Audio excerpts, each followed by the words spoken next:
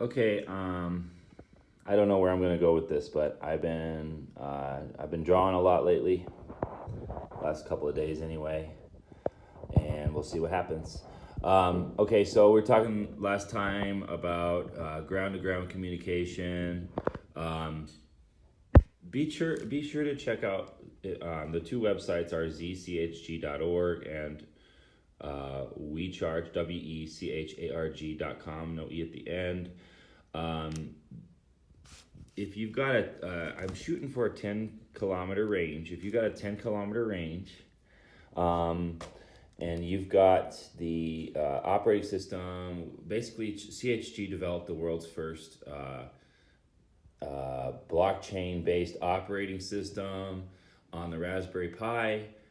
If we can get one of those nodes from Web 3.0 on over to Web 4.0 and improved upon, we can start to break ground on the problem that most of these protocols are having trouble with, which is the outside of the city.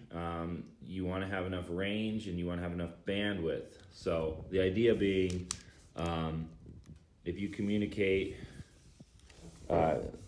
just use your imagination. It keeps going. But if you communicate ground to ground,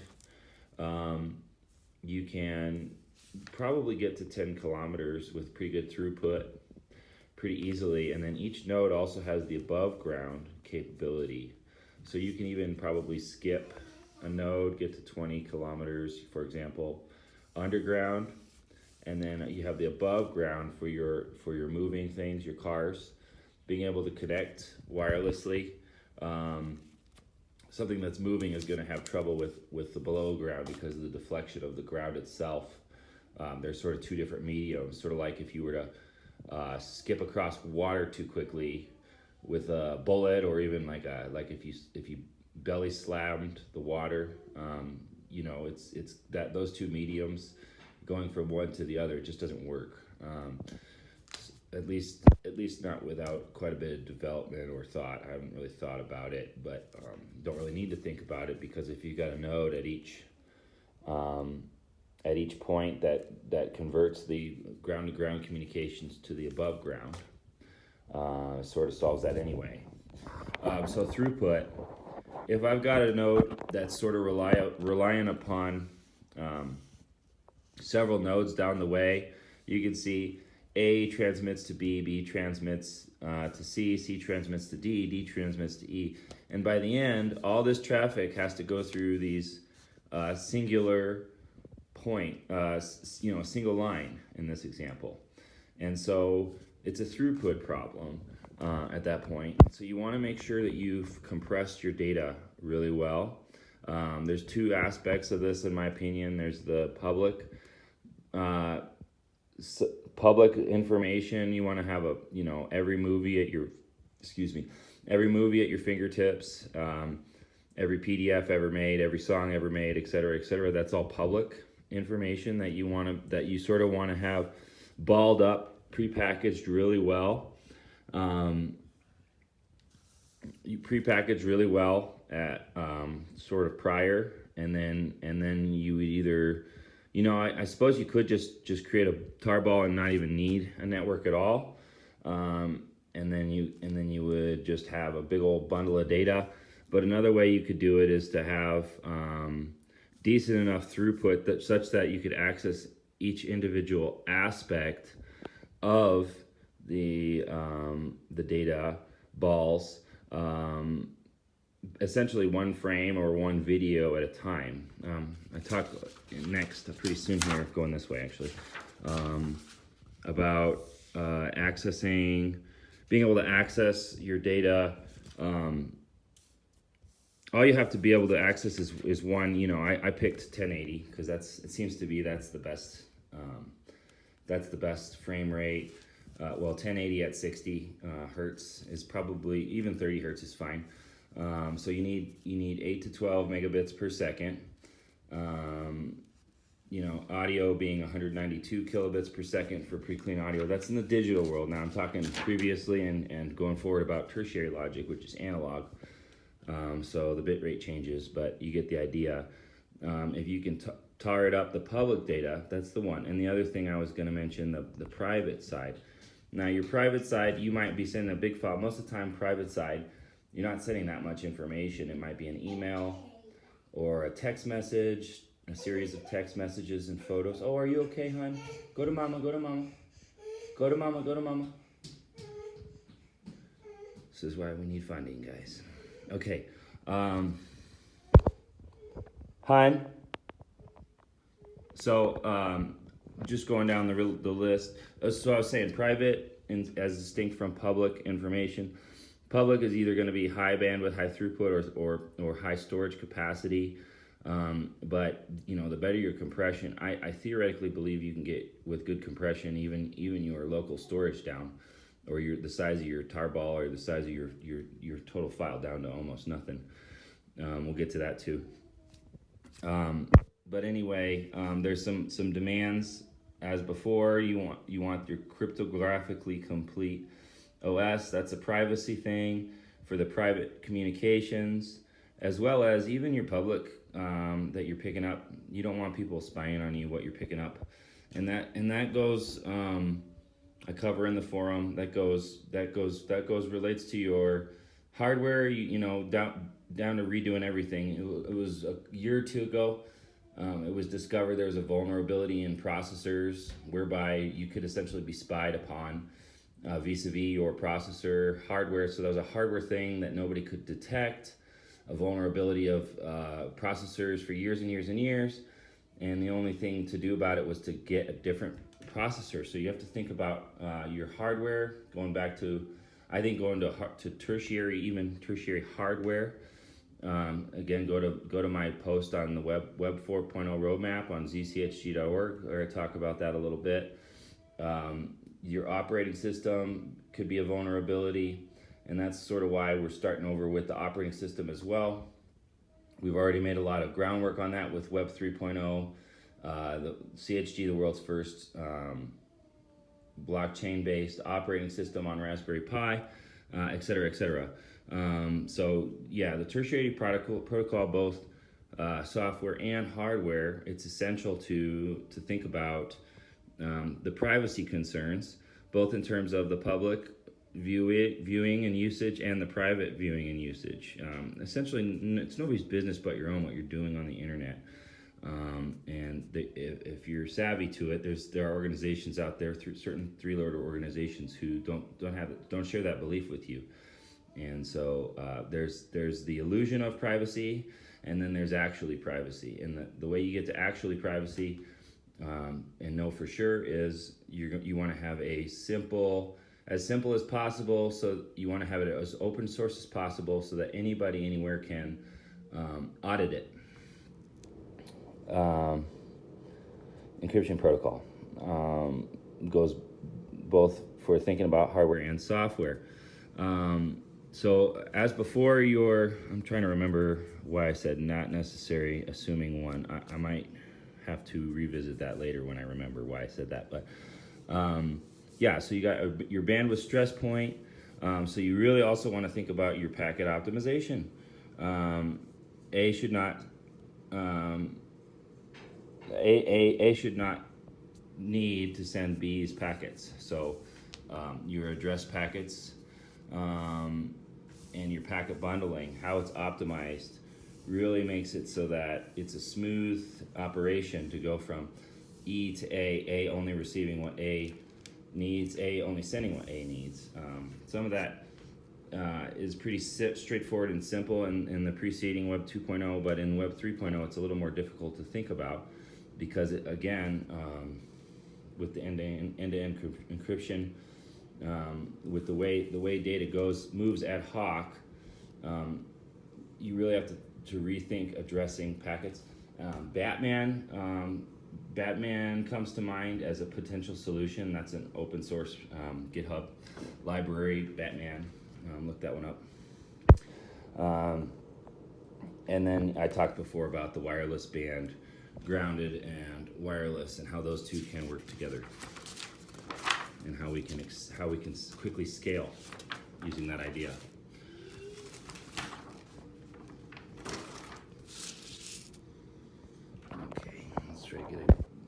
screenshot of it. Let me see what battery I've got real quick. Sorry, guys. Okay, and so I'm at 16%, so I got a little bit of time. But when you're looking at this stuff, you know, don't take it at face value. I'm developing. I'm also trying to introduce you to my development process. This is the more abstract side of things. I'm just sort of free flowing as I write down what comes to mind after I've had a good night's sleep, etc., etc. This isn't necessarily, or oftentimes is not what ends up being the result. But this page here is talking about, well, I'll tell you, when I develop, before I do any research, I think about how I would do it, and then I go and I research how it's been done. So this is some stuff I did before I had more advanced understanding and will have had more advanced understanding of the way compression of data works. I keep going back to the pyramid thing, and there's a great video that Theoria, I don't know how to pronounce it, Theoria, his name's Ken, Theoria APA something on YouTube. I recognize it, you know, instantly if I saw it, but I'll have to link to it.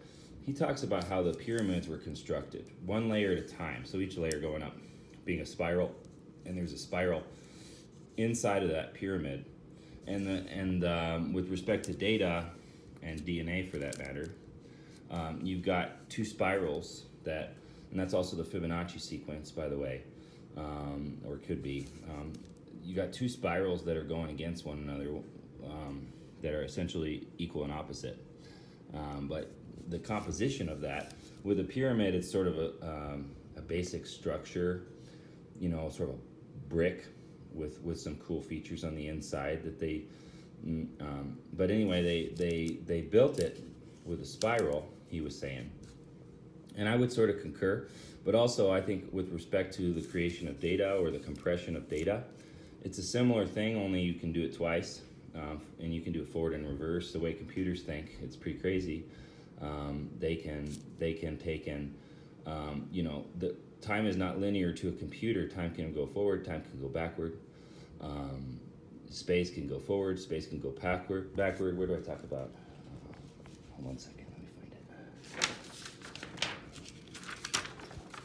Zoom pan. Yeah, time can go forward, time can go backward, space can go forward, backward. You got your zoom, rotate your pan.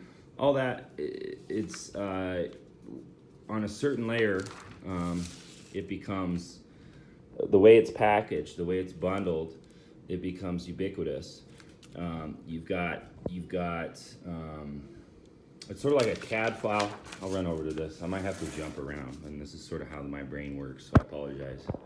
But maybe somebody who can pick up the way I did this and take off with it quicker than I could. Decompress. It's the decompressing that's difficult sometimes, this information. But and you know, I was saying before, the development process sort of comes to you one dream, one thought at a time, and then you kind of decompile it. The human brain is very slow. It's a throughput problem. It's a bandwidth problem. The computer can render the entire thing sort of all at once. And I use the analogy of CAD software. So, you know, if you've got a progression of data, the CAD will map it all out on a screen. And then if you got a really good hardware and as it turns out software, really good software, you can zoom, rotate, pan, all the potentialities, and fetch it all at once, resulting. So when you do that, if you think about it, where did I talk about? Take a photo.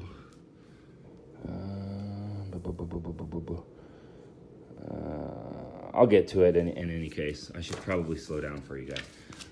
If you try to, let's say you put 10,000 photos in a photo album.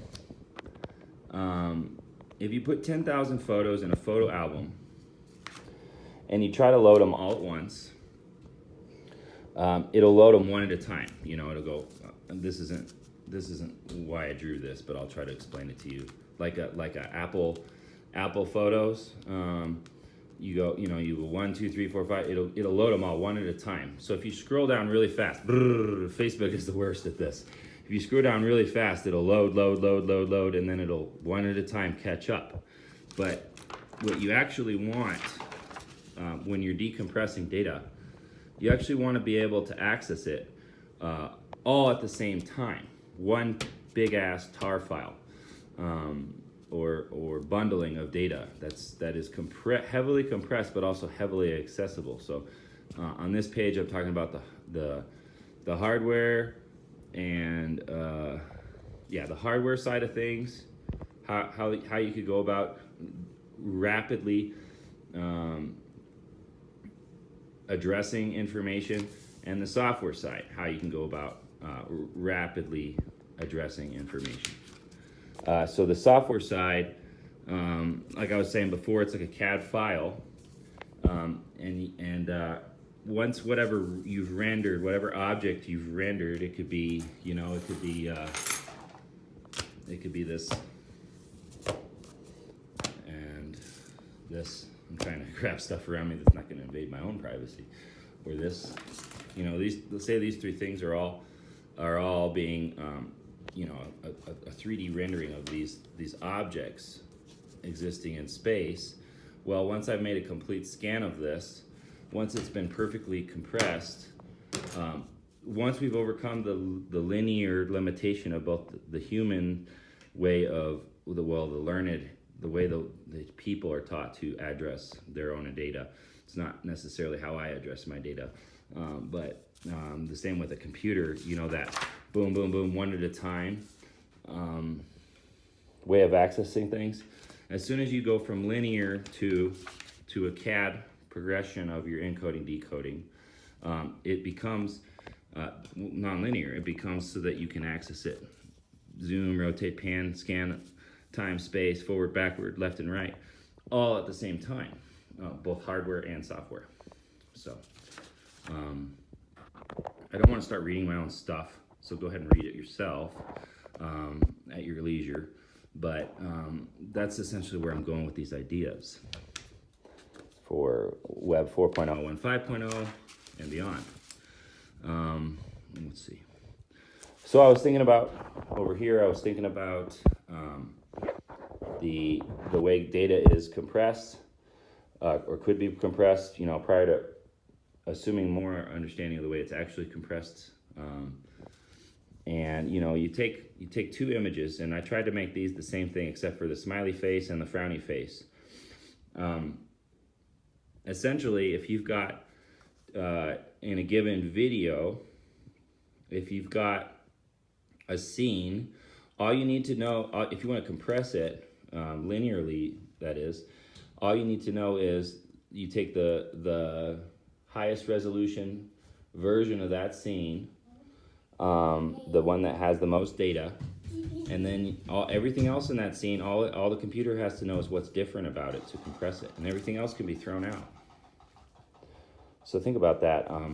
If you throw everything else out, then that's automatic compression, and then you go scene by scene. Each scene has that, but the scenes as they relate to one another can also be further refined. So that's sort of what I was thinking about at the time of rendering this myself. And you could see we eventually evolved to the what I call the Prismatic Computer. Okay, so this is starting to get into Web 5.0, a little bit of Web 4.0, and the compression of data. So back over here, you've got your, I'm trying to get back on the rail here. My son's hanging out with me now, so, hey dude. The spiral, okay? So the double spiral, in and out, going on up a layer. It doesn't have to be a pyramid. I just use that as an example to think about it. But it's similar to over here. You've got the high resolution version of the photo, of the image, of the scene, and you've got everything that's different. So you need one, maybe two photos that are HD of each, and the rest of the encoding is just the difference between those and the rest of the scene. Similarly, you've got in this case, literally a brick of data. You've got your HD on all sides, and that describes most of what you need. And then your spiral would be the differential, perhaps, between the HD version of that data and the SD version of that data, or the differences. And so a little bit of AI becomes necessary at some point, and that's getting into Web 5.0, Web 6.0. The AI encode decode can do that on the fly, and many other cool things, some things that the human wouldn't even begin to understand, even the world's Einsteins, as I had said. So the bubble globe analogy, when I was first thinking about this, I could think about it with a static bubble globe. Those, like a snow globe. Snow globe might be even better analogy, but anyway, like my dad used to have a paperweight in his office that was just a glass globe with bubbles in it, and if you spun it around with the the pan and the scan, what I did before, where did it go? If you spun it around with the pan and the scan, there's actually quite a bit of data stored in a physical bubble globe. That's really quite easy to access, but of course a computer would have trouble interpreting that. So that's actually what got me thinking about the Prismatic Computer, which I'm getting to last. Any case, so you've got the bubble globe 3D compressed data in this example, and then in order for the computer to interpret that, on some level, it's got to go, like a little bit at a time. So the first time that gets downloaded or uploaded by the computer, you're going to use your waveform. And I think the best way to do that is tertiary logic, which I go about talking about in the forums. Your analog wave is going to store that data much better, both in the software layer and the hardware layer. Okay, so then I start thinking about, I go on over here, I'm thinking about the incorporating the axes and how computers don't have to think about time necessarily linearly, space necessarily linearly. You can start to have, you got your component time, of course, and your backward component, x1 or x naught, as the case may be, of time. But the way computers work, they could look at it forward and backward at the same time, or at different times. Time's different for a computer as it thinks about it. So if you're building a wave that's analog and you want to compress that data as much as possible as you transmit it through the waves, through the Wi-Fi, through the ether, you've got your Z function, and the wave itself can take on a different Y properties with respect to its Z-axis wave. So you got your space 1, space 2, or I should say, I should have labeled those better. They should have been more consistent. I apologize. But anyway, you got your Y naught or your Y1 or your Y1 and your Y2 in this case. I should have labeled that different. And you got your Z and your Z1 or your Z naught, your Z1, whatever you want to label it. But in any case, the space is this axis, and then all of them coalescing, become a more complex wave. And going through time, the wave itself will of course change with respect to the data that you're encoding and decoding. So anyway, let me actually go a little bit more abstract before I bring it all together. I'm going to pause this again real quick because I'm running out of, I got to collect my thoughts here. Okay, I'm going to jump over to the final layer of abstraction because it'll actually, for me anyway, I don't know about anybody else, it'll make the rest of it seem, bring it all together. So Web 7.0, which is where we're finally going. Web 8.0 might be the intangible thing that you can never get to version. But Web 7, as I see it, the farthest you're ever going to go. If you think of it as an alien civilization, much more advanced than our own, this might be how they do it. Now, eventually, when you get to Web 7.0, there's no wires per se, or the wires are there are no long-range wires. It becomes more a function of using the existing wetware, hardware, software we've got available, which is our own minds, the human brain. It was a wonderful, powerful antenna that we take for granted. But they say a computer. When I was in high school or something, college, the most advanced computer on Earth, or combination of supercomputers on Earth, only had the intelligence of about a cockroach. And if you think about it, the interrelationship of our neurons, of neurons is such that on a computer it's so crude at this point in time, it's so crude. But on as far as we know, there might be some kind of consciousness living on the internet we don't really know about, or that certain labs know about, but the rest of us don't. The AI. Briefly, I'll talk about Web 6.0, how we got here to Web 7.0. It's actually not how we got here, but it is a stepping stone. I hope a very brief stepping stone. Web 6.0 is sort of the evil aspect of it. You've got your implants, you've got your, which is I can't use the word, I'll get in trouble, but brain link, what's an analogy, what's a synonym for brain link? You get the idea. Chimpanzees are dying left and right from this stuff. And also the AI, or even the EI. I don't know if EI is good or not. I've been told it's good, but that was by a not so reliable source. But a necessary stepping stone, perhaps, to get to Web 7.0 is your AI, artificial intelligence, and your chips, which allow the integration of the human form with computers, which is also in itself a form of artificial intelligence. But I say it's hope. I hope we don't stay there long, because as I view it, where do I say this? Well, I don't know where I say it, but it said, interference pattern. A chip in your brain, it's overkill. You don't actually need that, because you're creating.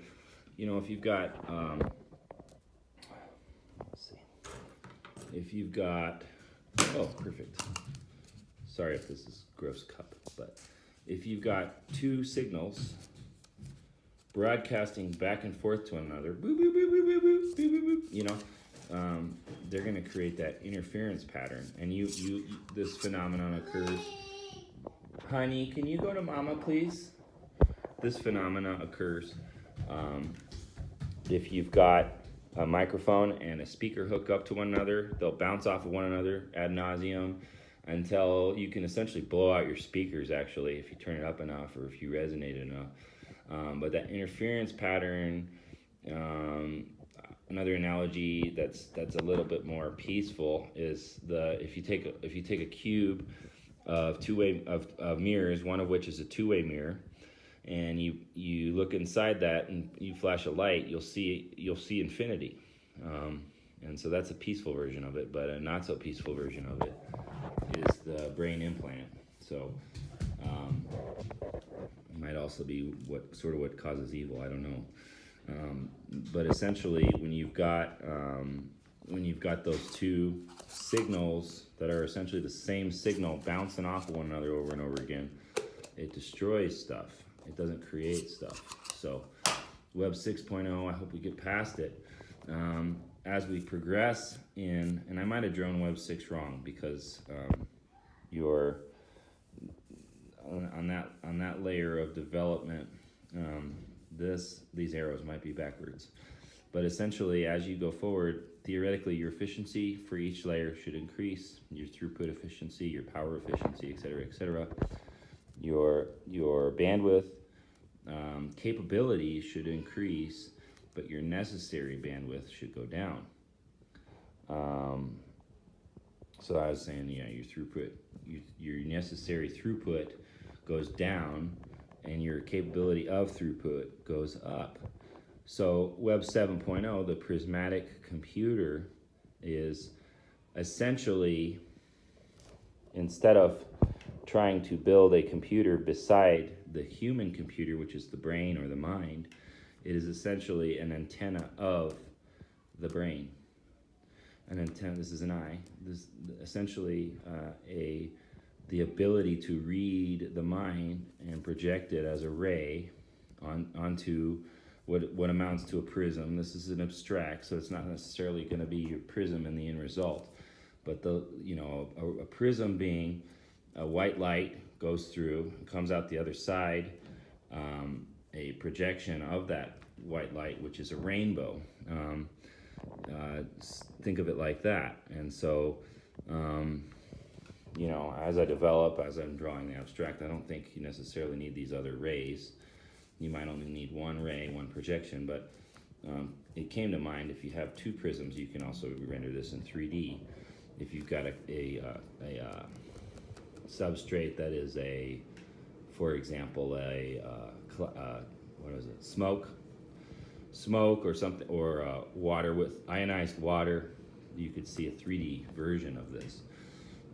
But essentially, the Web 7.0, your brain's a quantum computer, okay? And so if you've developed the ability to read your mind with this computer, the need for Wi-Fi disappears. If the need for Wi-Fi disappears, there's no more need for those connections anymore, because the connection point becomes the antenna that is your mind. And however that works, who knows? That's sort of one of the miracles of life. It came to mind that something like this, a Web 7.0 prismatic machine computer, might require two people, two minds. It might only need one. I don't really know. I was talking before about this, so maybe two would be overkill. Maybe not. Any case, that's where we're going eventually. You think about that advanced alien civilization that has achieved the ultimate Wi-Fi. There's no wires. There's no even wireless signal anymore. It's sort of a almost what you would call a telepathic projection of the mind. Our minds being more or less relatable, it might be possible to have a massive amount of throughput, though not needing to have bandwidth in order to realize that potentiality. So as before, read my notes. Early on in my idea creation process, I was talking about etching the individual pixels on this prism. I don't know that would be necessary with such a device or a computer. So I probably, as I do with my development, would cross out portions of this, but leave them so you could read it if you needed to, if I end up being wrong about crossing it out. But that's where we're going. That's where it's going, Web 7.0. Long time from now, or maybe not very long from now, if those Web 6.0 people who are interested in taking over the world could realize that if we all get to Web 7.0 quickly, there's no really need for money anymore at that point. It's sort of like, the analogy I used when I was discussing this with my peer was the lawnmower man, right? So you got the lawnmower man, and any technology, if you put it in the wrong hands, it's going to create a disastrous result. Same thing with Web 6.0. If those Web 6.0 people can quickly realize that in the right hands, Web 7.0 is this beautiful thing where we're all connected with wirelessly, but without even the wireless connection, you're in pretty good shape at that point. But in any case, I went there. I would like to talk more about that abstraction at another time. I went there so that you could understand where we're going, why we're here. This is more of a Web 4.0, Web 5.0 thing over here. And again, from before, this linear access of data, both encoding and decoding, is quite primitive, quite slow, moving towards this spiral, double spiral, layered approach to encoding and decoding, and progressing towards both a hardware and a software side of it. The hardware, at first at least, you basically, I go back to the RAID analogy, and I go back to a traditional hard drive or a DVD or a cassette tape even. You access it linearly. So what do? You on a hard drive, you make it spin faster. You've got your, what are they called, spanners, or the thing that resonates around and reads the data all over the disk. If you've got multiple hard drives, with this analogy, then each physical layer, each hard drive being sort of a physical manifestation of this software encoding. You can say you've got like 70 hard drives, for example, which isn't a practical way to do it, but I'm just trying to reach into the abstract a little and pull out non-abstract thoughts for you where it's going. As you go up the layers of this pyramid data structure in this example, each individual layer can be accessed by the hardware such that the software result is really a lot faster, the throughput thing, just lightning fast throughput, right? And so going back to the snow globe analogy,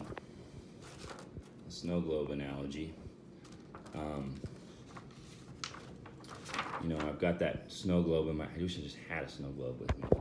If I got that snow globe in my hand, if I've got a physical copy of it, I can move it around and instantly see anywhere I'm going with it, all that massive amounts of data that's stored up in it, in that one piece. And similarly, if you've got that snow globe in the software, in the CAD world, and you're spinning it around, pan, scan, rotate, forward, backward, time, left and right, up and down in space, again, the computer interprets it differently than your brain, so you have to reach there a little.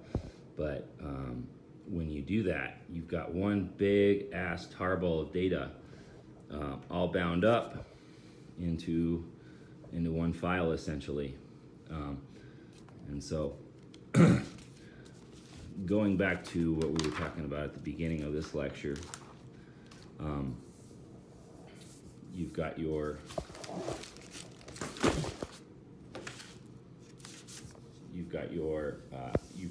public, I should have written it down, public data, private data.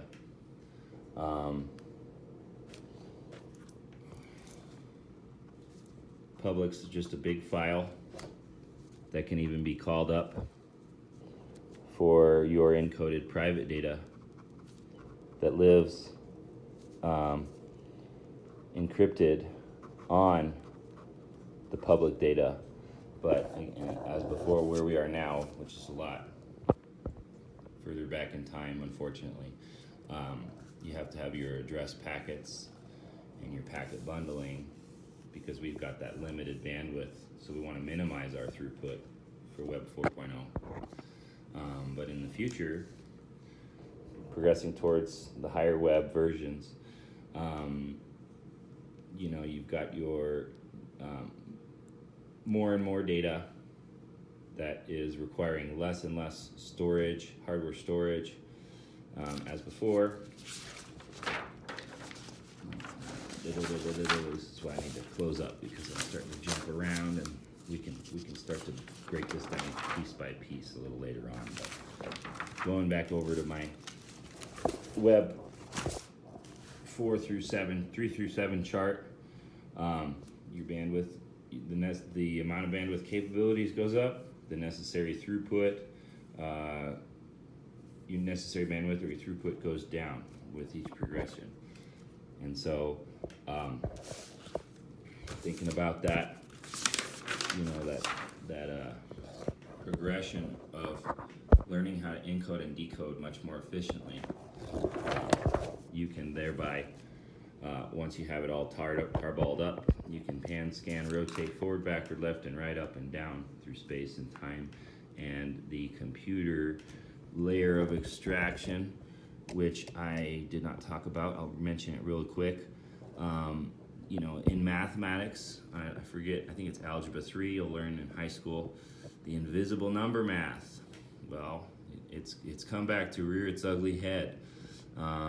In this abstract, the computer, because of the, you know, the whole is greater than the sum of the parts. Have you heard of that before? The whole is greater than the sum of the parts.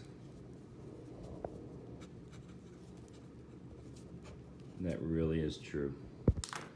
Because when you start to play around with invisible number math, all of a sudden the iceberg projection that is underneath the water is much more massive than what you had before. And computers' ability to interpret things in the future, not only forward but backwards, not only up but down, not only left but right, pan, scan, rotate, etc., etc.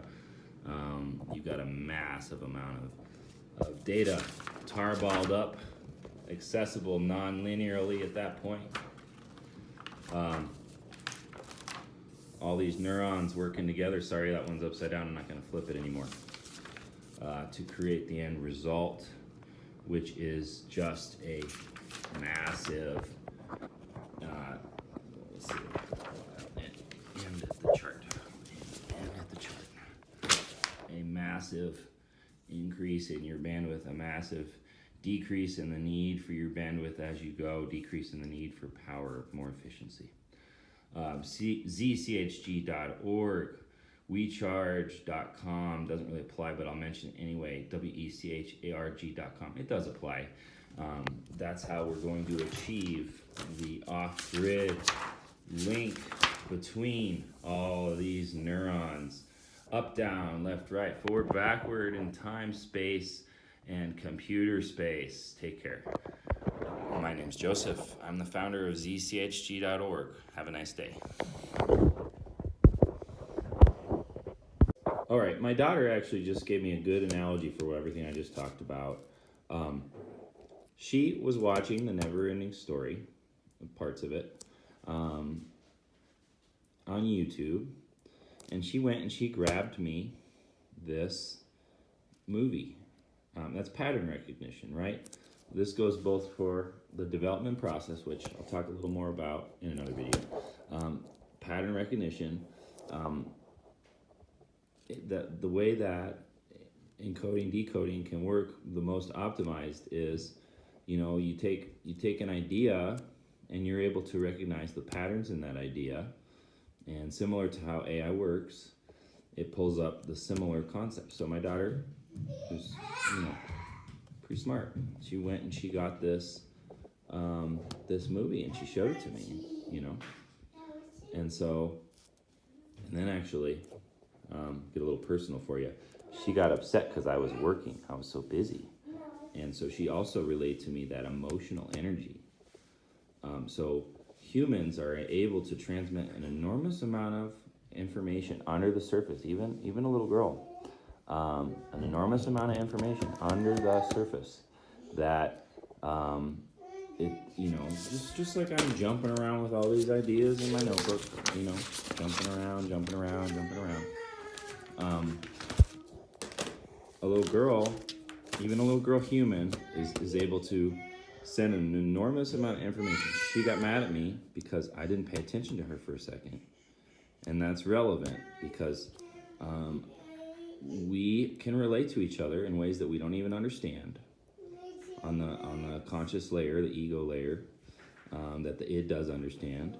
And so all you need is that emotion of being upset that I didn't pay attention to her for her to convey an enormous amount of information that she had recognized a pattern she wanted to show me, okay, and that pattern was because I didn't give her the attention that she deserved.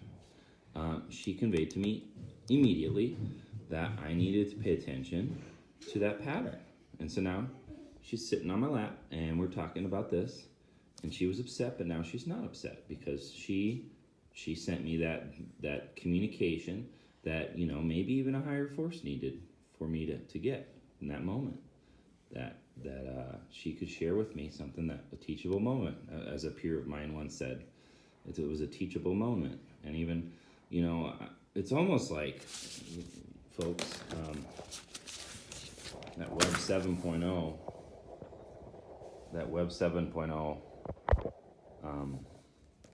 it's almost as if the higher you go with this, why I mentioned, you know, the G word, which is ugly to some people, I don't know why, but the God word, the higher you go with this, the closer you get to a little kid, a little baby, who understands this almost better than an adult man ever could.